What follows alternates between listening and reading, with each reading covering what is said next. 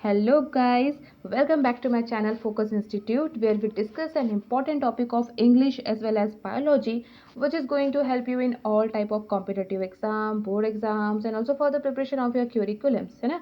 लेकिन आज जो मैं वीडियो लाई हूँ गाइज इंग्लिश का वो कुछ ऐसा वीडियो है कि जो आपके सिर्फ एग्जाम पॉइंट ऑफ व्यू से ही इम्पोर्टेंट नहीं है ना, आपके डेली बेसिस में भी आप इसका बहुत ज़्यादा यूज़ कर सकते हो। यूज़ तो होगा ही, हर कोई इसका यूज़ कर सकता है ना। गाइज हम जब पता है स्कूलिंग करके अपना एजुकेशन कंप्लीट करके जब हम प्रोफेशनल वर्ल्ड में एंटर करते हैं ना, है ना, उस समय आपको पता चलेगा कि हमने जो स्कूलिंग या फिर अपने स्कूल टाइम पे हमने जितना भी कुछ पढ़ा वो इनफ नहीं है प्रोफेशनल वर्ल्ड में अपने आप को प्रेजेंट करने के लिए, है ना, डील्स क्रैक करने के लिए। मान लीजिए आप किसी बिजनेस में जा रहे हैं या फिर ऐसी जगह जहाँ पे प्रेजेंटेशन देना होता है तो आपको पता है वहाँ पे ज़्यादा ज़रूरी होता है कि आपकी लैंग्वेज बहुत क्लियर हो, है ना, और आप बहुत इफ़ेक्टिव बोलते हो एज़ कम्पेयर टू अदर्स। ठीक है, मैं ये नहीं कहती, बहुत से लोग हमारे में अपने इंडियंस की बात कर रही हूँ, बहुत से लोग ऐसे हैं कि जिनको भले ही कितनी भी स्टैंडर्ड इंग्लिश आती हो लेकिन वो अपने आप को कंफर्टेबल तब फील करते हैं कि जब वो उसमें कुछ अपना इंडियन हिंदी एक्सेंट हो, है ना, या फिर अपना इंडियन पर्टिकुलर लैंग्वेज जो भी वो बोलेंगे वो उसमें जब तक मिक्स नहीं होगी ना वो अपने आप को कंफर्टेबल नहीं करते। और इसका रीज़न सिर्फ ये नहीं हो सकता गाइस कि हम इंग्लिश बोलने के लिए डरते हैं ऐसा कुछ। भाई हम इंडियन से we have our own identity, okay. तो इट्स नथिंग, हम आजकल जो इंग्लिश का ट्रेंड चला है ना, हिंदी प्लस इंग्लिश का, ज़्यादा बेटर लगता है इंग्लिश से, ट्रस्ट में गाइस, है ना।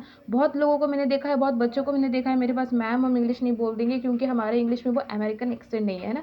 गाइस ऐसा ज़रूरी नहीं है, we are Indians, we also have our own identity. हम तो भैया इंग्लिश बोलेंगे जो आजकल ट्रेंड में है।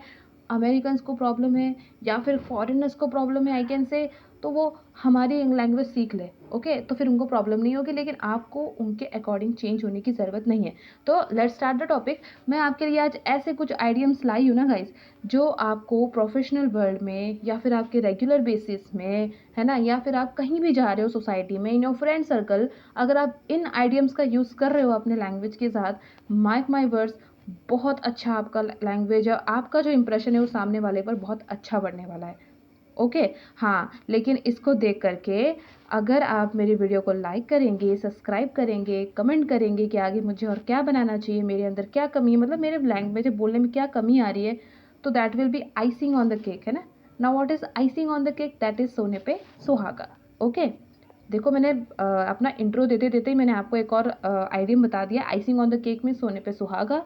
सो प्लीज़ वीडियो लास्ट देखेंगे तो it will be icing on the cake, है ना, इट विल बी सोने पे सुहागा। So let's start our video.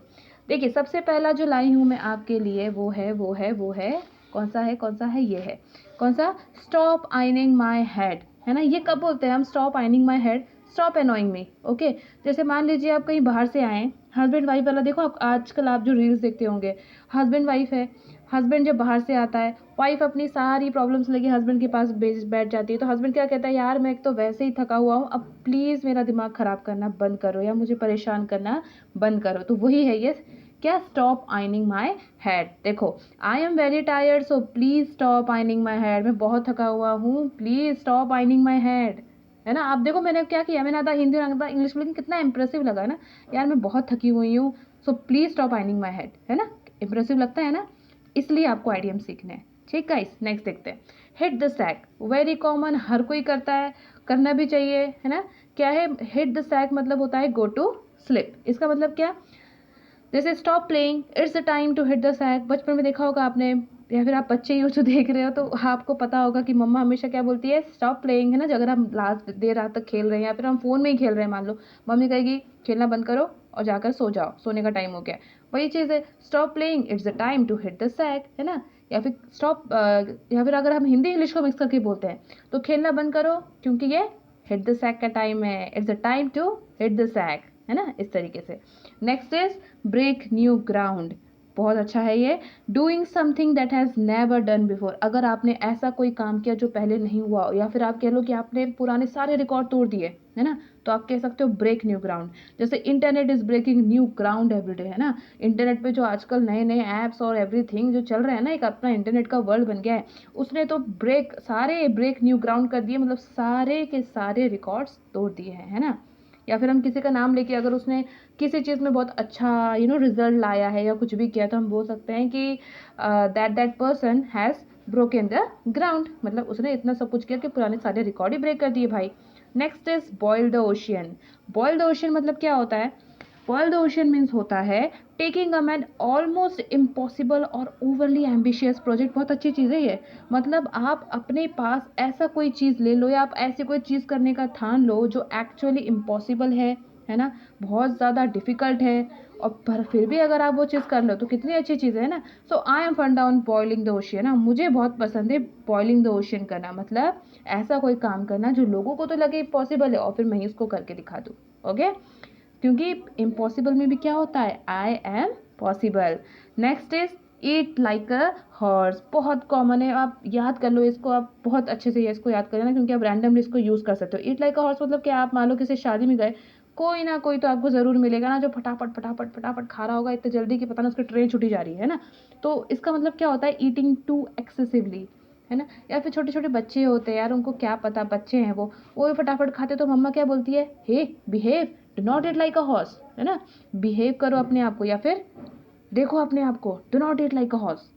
अगर किसी को, सामने वाले को पता नहीं, उसको समझ में भी नहीं आएगा मम्मा ने क्या बोला, और आपको एक आइडेंट वो क्या बोलते हैं उसको, एक इशारा मिल जाएगा कि हाँ भैया हमको क्या करना है, धीरे धीरे खाना है, हम बहुत ऑकवर्ड लग रहे होंगे शायद। Next is go to the extra mile.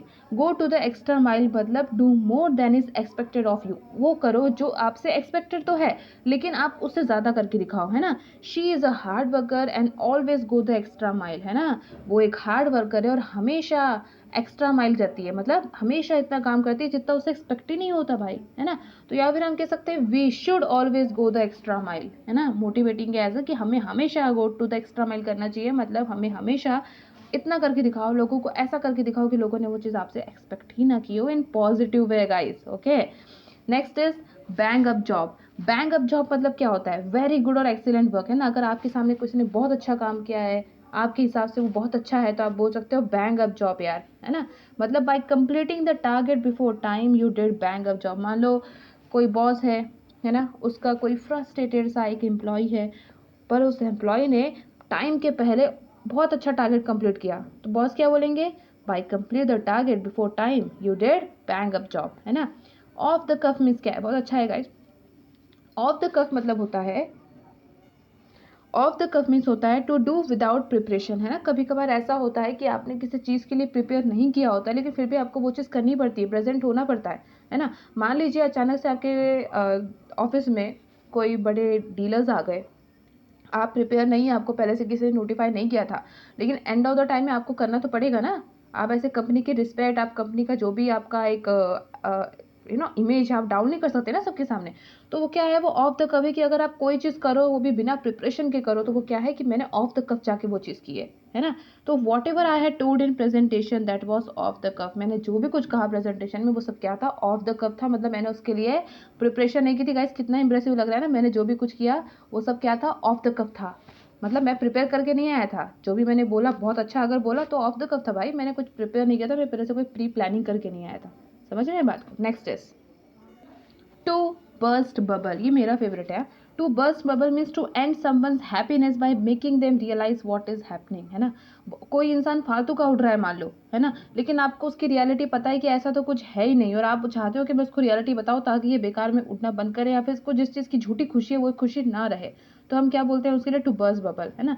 कि अगर हमें किसी को बोलना है कि भाई तुम तो पहले अटेम्प्ट में फेल हो चुके, तो हम आप क्या बोलोगे? यार late me burst your bubble, कि तुम फेल हो चुके हो तुम्हारे फर्स्ट अटेम्प्ट में, तो इतना खुश मत होना, ठीक है।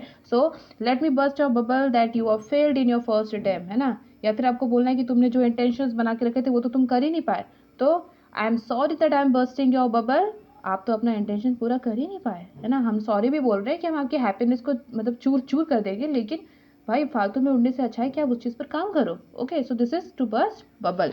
Next is it's not rocket science, है ना। ये तो आपको नॉर्मली पता ही होगा, आई नो गाई, कि गाइस की कहते हैं ना, अगर कोई भी चीज़ हो या फिर हमको अपने आप को थोड़ा सा, इसके लिए आप एक और चीज़ आइटम यूज़ कर सकते हो, like a cake walk. Easy task जिसको हम कहते हैं ना।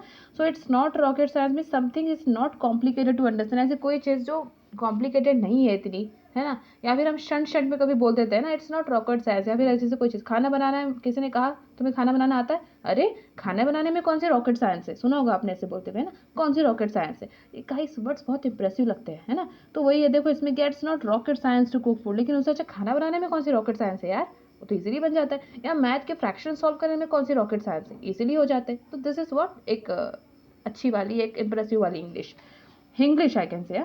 On the back burner, on the back burner मतलब होता है लो प्रायोरिटी, है ना। मान लीजिए आपका एग्जाम आ रहा है, तो आपकी जो नियर एंड डियर वंस होंगे वो आपको क्या थॉट, मतलब क्या आपको एडवाइस देंगे, आपको एडवाइस देंगे कि बेटा कुछ दिनों के लिए अपने फ़ोन की दुनिया को दूर करो, है ना, उसको कम प्रायोरिटी दो, मतलब उसको बैक बर्नर पे रखो, ओके, और अपने एग्जाम पे फोकस करो।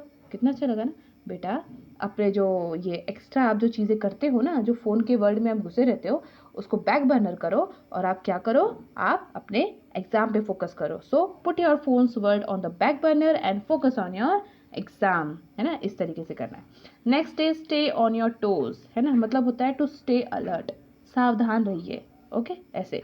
सो I can take your test any time on this topic, so stay on your toes. ये आपने सेंटेंस स्कूल में कभी ना कभी पढ़ा होगा। कोई एक टीचर होती है स्ट्रिक्ट वाली, वो हमेशा आपको पहले से अलर्ट करके रखती है कि बेटा तैयार रहना, मैं कभी भी तुम्हारा टेस्ट ले सकती हूँ। तो वो चीज़ है कि I can take your test any time, या मैं तुम्हारा टेस्ट किसी भी वक्त ले सकती हो, so please stay on your toes, है ना, ये हो गई इंग्लिश। और I can take your test any time on this topic, so stay on your toes, ये हो गई इंग्लिश। ठीक है, ये दोनों में डिफरेंस है, आप कैसे भी यूज कर सकते हो। Next is the bottom line, अच्छा है, इंप्रेसिव है। द बॉटम लाइन मतलब होता है मोस्ट इंपॉर्टेंट पार्ट। कभी कभी क्या होता है, किसी को अगर हमसे कोई डिस्कशन करना होता है तो वो पहले बहुत लंबा लेक्चर देगा, फिर एंड ऑफ द टाइम वो क्या होगा, एक इंपॉर्टेंट पार्ट पर पहुंचेगा, ठीक है, ओके। तो वही चीज़ है कि I don't want to hear your lecture, just tell me the bottom part, मतलब मुझे बॉटम लाइन, सॉरी, तो मुझे तुम्हारा लेक्चर नहीं सुनना, मुझे बस बॉटम लाइन बता दो, जो कि बहुत है इनफ है ना। या फिर हम कह सकते हैं कि your speech was good but your bottom line was excellent, है ना, मतलब आपकी स्पीच तो अच्छी थी लेकिन जो आपने इंपॉर्टेंट बात बोली वो बहुत अच्छे से बोली, एक्सीलेंट बोली, है ना, इस तरीके के हम यूज़ कर सकते हैं। Then slack off, slack off मतलब होता है टू वर्क लेजीली, बहुत आलस के साथ काम करना, है ना। तो don't expect a promotion if you are constantly slacking off, promotion का तो एक्सपेक्ट ही मत करना अगर आप स्लैकिंग ऑफ कर रहे हो, मतलब आप कॉन्स्टेंटली आलस कर रहे हो, ठीक है, ये चीज़ है। Next is in leaps and bounds, in leaps and bounds मतलब होता है बहुत जल्दी जल्दी क्या करना, प्रोग्रेस करना, या फिर मैं आपको हिंदी में कहूँ तो दिन दुगनी रात चौगनी तरक्की करो बेटा, ये होता है in leaps and bounds, okay. So may you success in leaps and bounds, भगवान करे आपकी सक्सेस दिन दुगनी रात चौगनी हो। एक तरीके से आप मेरे से भी कॉम्प्लीमेंट ले सकते हैं गाइस, कि आपकी भी success in leaps and bounds हो, है ना। ये हो गया इंग्लिश कि आपकी भी success in leap and bound हो सकती है, और may you success in leap and bounds, ये हो गई इंग्लिश। और भगवान करे आपकी सक्सेस भी हो इन लीप्स एंड बाउंड्स, ये हो गई आपकी क्या, इंग्लिश। और जो मैंने स्टार्टिंग में बताया था, आइसिंग ऑन द केक, सोने पे सुहागा, वो तो आपको याद ही रखना है। सो अगर आपने मेरा पूरा वीडियो देखा है तो जाते जाते लाइक कीजिए, कमेंट कीजिए, सब्सक्राइब कीजिए, because this will be icing on the cake for me, ये मेरे लिए क्या होगा, सोने पे सुहागा होगा। So guys thank you for watching my video.